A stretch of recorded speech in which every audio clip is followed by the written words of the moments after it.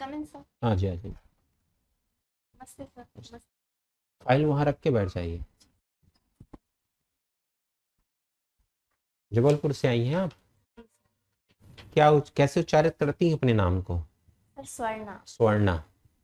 ठीक है।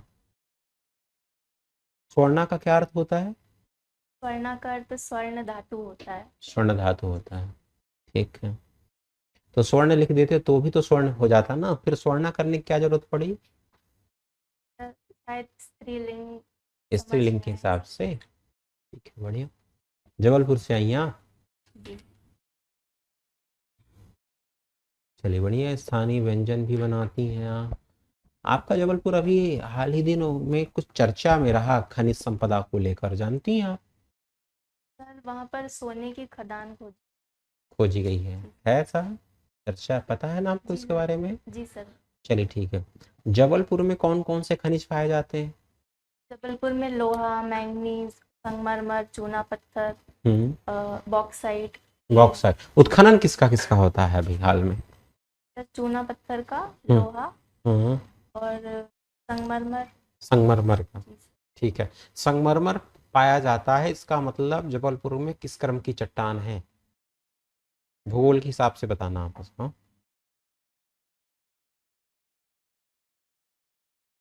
अभी रिकॉल नहीं हो पा रहा है। अच्छा चलिए, सोना पाया जाएगा और लोहा भी पाया जाएगा, इसका मतलब किस प्रकार का चट्टान क्रम मिलेगा जबलपुर में? धारवाड़ क्रम। धारवाड़ क्रम का। जी सर। ठीक है। अच्छा, एक कोई श्रेणी भी है धारवाड़ क्रम की, क्षेत्रीय श्रेणी भी है जो जबलपुर में स्थित है, नाम जानती है इसका? जैसे सौसर श्रेणी है, इसी तरीके से कोई श्रेणी है जबलपुर में? सर है लेकिन अभी रिकॉल नहीं हो पा रहा अच्छा, है। भारत में कहाँ कहाँ पर सोने का उत्पादन हो रहा है वर्तमान में? सर भारत में मुख्यतः कर्नाटक की कोलार हट्टी की खान है। हम्म। और सर उत्तर प्रदेश की रामगंगा नदी है। और हम्म। सर मुख्यतः सर यहीं से होता और है। रामगिरी का नाम सुना आपने कभी? जी सर, आंध्र प्रदेश। आंध्र जी प्रदेश सर। में। सबसे ज्यादा सोने का उत्पादन किस राज्य में? सबसे ज़्यादा कर्नाटक में। कर्नाटक में। कुछ लोग कहते हैं कि जबलपुर से अगर सोने का उत्खनन शुरू हो जाएगा तो भारत फिर से सोने की चिड़िया बन जाएंगी। आप इसका अर्थ समझती हैं? सर मुझे लगता है कि अधिक सोना उत्खनन के संबंध में ऐसा कहा जा रहा है। आर्थिक। इसका और क्या अर्थ होता है भाई, इसको मतलब ये तो सामान्य बात है। इसको आप एक आर्थिक संदर्भ में इसकी व्याख्या कीजिए। सर सोने की चिड़िया भारत से अर्थ लिया जा सकता है कि भारत फिर और ज़्यादा समृद्ध हो जाएगा और स्वर्ण भंडार में बढ़ोतरी होगी। न्यूज़पेपर पढ़ती हैं आप? आज कुछ पढ़ा है आपने? क्या पढ़ा आपने? सर 15 अगस्त को जो ट्रम्प और रूसी राष्ट्रपति जो व्लादिमीर पुतिन की मध्य वार्ता होने वाली है, हम्म। उससे संबंध में न्यूज़ पढ़ी थी। ठीक, और इसके अलावा कहाँ पर होगी ये वार्ता? सर ये अलास्का में हो। अलास्का में। अलास्का कहाँ पर है? अलास्का रूसी प्रांत, रूसी देश में ही आता है पर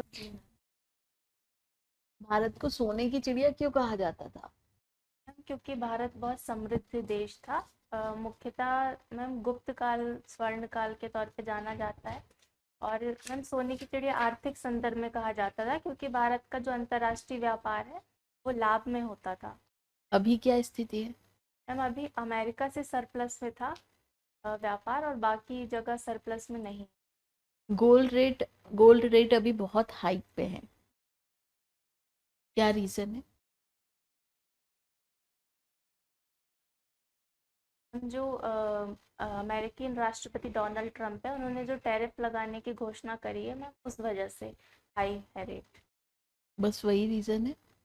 मैम मुख्यतः मैम मुख्य रीज़न यही है। उसके अलावा? मुख्य रीज़न मैम इसकी वजह से राजनीतिक अस्थिरता आ सकती है, तो इस वजह से लोग एक सुरक्षित निवेश के क्षेत्र में जाना चाहेंगे और स्वर्ण को सुरक्षित निवेश माना जाता है। इस वजह से उसकी डिमांड बढ़ी है तो उसके प्राइस बढ़े हैं। अभी क्या रेट्स चल रहे हैं? मैम आज 1,03,000 प्रति 10 ग्राम। भोजन मंत्र बताएं। मैम मैं पदवेश उतारने की अनुमति। जी। अन्न ग्रहण करने से पहले विचार मन में करना है, इस हेतु से इस शरीर का रक्षण पोषण करना है। हे परमेश्वर, एक प्रार्थना ठीक है। नित्य तुम। भोजन मंत्र संस्कृत में भी होता है क्या? तो संस्कृत वाला सुनाइए ना। ओम ब्रह्मार्पणम ब्रह्म हरवि ब्रह्माण ब्रह्मणाहुतम ब्रह्माग्नौ ब्रह्मेव तेन गंतव्यम ब्रह्म कर्म समाधिना। ठीक ठीक ठीक हो। ब्रह्मा जी का मंदिर कहाँ कहाँ है हिंदुस्तान में? मैम, ब्रह्मा जी का एकमात्र मंदिर पुष्कर में है। ऐसा क्यों? इस बारे में मैंने पढ़ा नहीं है। रानी दुर्गावती जी के बारे में कुछ पता है? रानी दुर्गावती गोंड वंश की महान शासिका थी, जिनका शासन क्षेत्र जबलपुर, दमोह और छिंदवाड़ा इन सब क्षेत्रों में था। और मैम ये अपने प्रशासन के लिए और अपनी वीरता के लिए जानी जाती है। इस समय मैम उन्होंने बहुत से क्षेत्रों से संबंधित कार्य करे। ठीक है। संतरे की बर्फी कैसे बनाएंगे आप? संतरे की संतरे की बर्फी कैसे बनाएंगे आप? मैम बर्फी मुख्यतः दूध से बनाई जाती है, खोवे का उसमें उपयोग होता है। तो मैम जैसे खोवा ले आए सबसे पहले, और संतरे का जो जूस है उसमें मिक्स कर दे, और शक्कर और जो इलायची पाउडर है उसको मिलाकर मैम सेट करने के लिए रख दे, वो बन सकती है। करेले का हलवा बना पाएंगे आप? कि मैम कोशिश कर सकते कैसे बनाएंगे? हैं। मैम सबसे पहले कढ़ाई लेंगे, उसमें थोड़ा घी गरम करेंगे और करेले को मैम थोड़ा घिस देंगे, उससे बारीक महीन, या फिर उबाल के उसको मैश भी कर सकते हैं, और फिर घी में भूनकर उसमें शक्कर, इलायची पाउडर और चाहे तो मावा मिलाकर बना सकते हींग का मेडिसिनल नेम क्या होगा? हैं। Sorry ma'am. जी सर। वरना आपने बौद्धिक प्रश्न मंच में प्रथम स्थान प्राप्त किया है। जी ये क्या था बौद्धिक प्रश्न मंच? सर, ये एक क्विज कंपटीशन की तरह होता है। सरस्वती शिशु मंदिर की जितनी शाखाएं होती है उनके मध्य होता है, और इसमें बहुविकल्पी प्रश्न भी किए जाते रिटर्न होता है हैं। नहीं कि सर। वर्बल होता है? जी। अच्छा, अभी ट्रम्प रूट के बारे में पढ़ा आपने? हम प्रूफ के बारे में अच्छा, नहीं पढ़ा। अच्छा, ये व्यवहारिक अर्थशास्त्र क्या होता है? अर्थशास्त्र के सिद्धांतों को व्यावहारिक जीवन में अप्लाई करने। जैसे? तो जैसे कि सर मांग का नियम है। तो सर मांग का नियम में कहता है किसी वस्तु की अगर कीमत बढ़ती है तो उसकी मांग कम हो जाती है। तो सर अगर हम आसपास जितनी वस्तुएं देख सकते हैं, चाहे वो छोटी हो बड़ी हो, नहीं, अब देखिए, इसे मैं कहूँ कि मेरे को तो और से कार चाहिए, आवश्यकता है, पर नहीं मिलेगी ना, मैं डिमांड नहीं कर सकता जाके। मैं कहूँ BMW मेरी आवश्यकता है, लेकिन मैं जाके डिमांड नहीं कर सकता। कर सकता हूँ क्या? रॉवल्स को व्यवस्थित डेफिनेशन बताइए। एक निश्चित समय में निश्चित कीमत में अगर किसी वस्तु की आवश्यकता हो तो। निश्चित समय पे तो ठीक है, अभी मान लीजिए है, तो कीमत की पेइंग कैपेसिटी की बात करना चाह रहे हैं? सर कीमत देने की सामर्थ्य होनी चाहिए अच्छा। जनता में, तो हो जाएगा। अभी भी कुछ अधूरा है। अच्छा, जो वस्तुएं मांग के नियम का पालन नहीं करती हैं उनको क्या कहते हैं? गिफ्ट गुड्स क्या। गिफिन गुड्स कहते हैं। नाम, कुछ के नाम बताइए। जैसे नमक, शक्कर, आटा। नमक, शक्कर, आटा। अगर मान लीजिए नमक की कीमत बहुत बढ़े तो उसके डिमांड में कोई फर्क नहीं आएगा, लोग खरीदेंगे, कि विकल्प की तरफ जाते हैं। अच्छा, ये बताइए, मान लीजिए चाय की कीमत बहुत ज़्यादा बढ़ जाए तो क्या लोग कॉफ़ी पीना चालू कर देंगे? और अगर सामर्थ्य होगी जिनकी, वो कॉफ़ी की कीमत कम तुलनात्मक रूप से, जी। उनका प्रेफरेंस मायने नहीं रखता। चॉइस भी तो कोई चीज़ होती है। सर जनता की प्रकृति पर अब भी जैसे निर्भर मान लीजिए टमाटर महंगा हो जाता है और नॉनवेज सस्ता होता है, तो जो लोग टमाटर नहीं खरीद पाएंगे वो थोड़ी नॉनवेज खाने लग जाएंगे। अच्छा, लेखांकन यानी अकाउंटिंग, है ना? गोल्डन रूल बताइए अकाउंटिंग की। पढ़ा होगा आपने, 11वीं पढ़ा होगा आई थिंक। पाने वाला डेबिट होता है और देने वाला क्रेडिट। किस अकाउंट के लिए? व्यक्तिगत खाते के पर्सनल अकाउंट के लिए। पाने वाला क्या होगा? डेबिट। हाँ, ठीक है, आगे बढ़ो। और सर जैसे कोई वस्तु जा रही है तो वो क्रेडिट होती है, और कोई वस्तु आ रही है तो डेबिट। मान लीजिए ये मेरे स्टॉक में ये आया तो डेबिट होगी मेरे उसमें। जी सर। अच्छा, और बाहर से जा रही है तो क्रेडिट होगी। लीफो और फीफो के बारे में सुना है?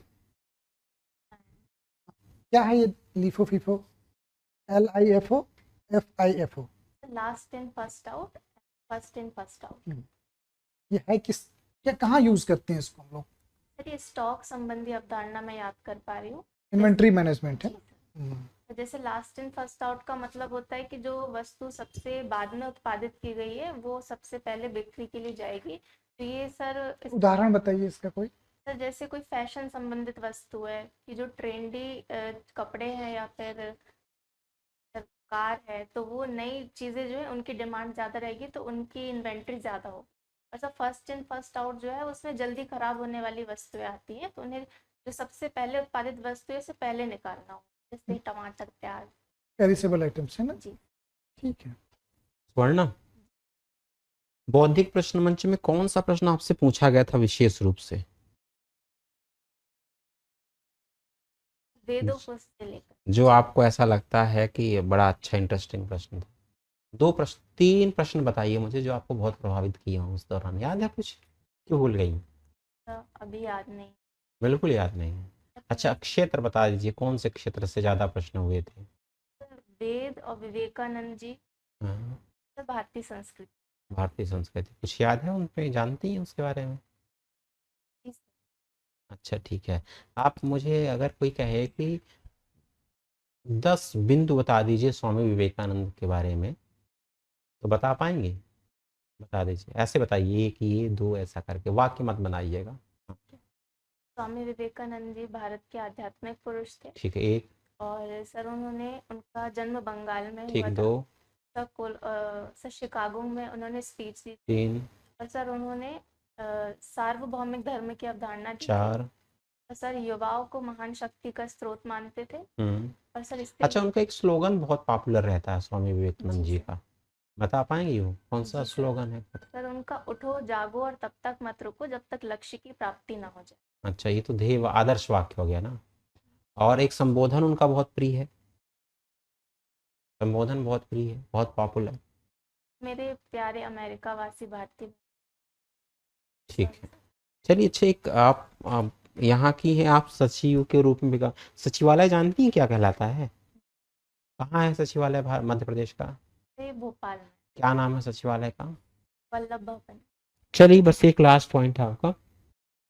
अगर आपका चयन हो जाता है और मैं आपके यहाँ आता हूँ मिलने, तो आप मुझे कौन सा व्यंजन बना के खिलाएंगे? खोए की जलेबी। खोवे की जलेबी। खोवे की जलेबी सिर्फ आपके यहाँ बस मिलती है क्या? नहीं सर, सभी जगह मिलती है लेकिन प्रसिद्ध जबलपुर। ठीक है, ठीक है, आप जा सकते हैं। Thank you sir.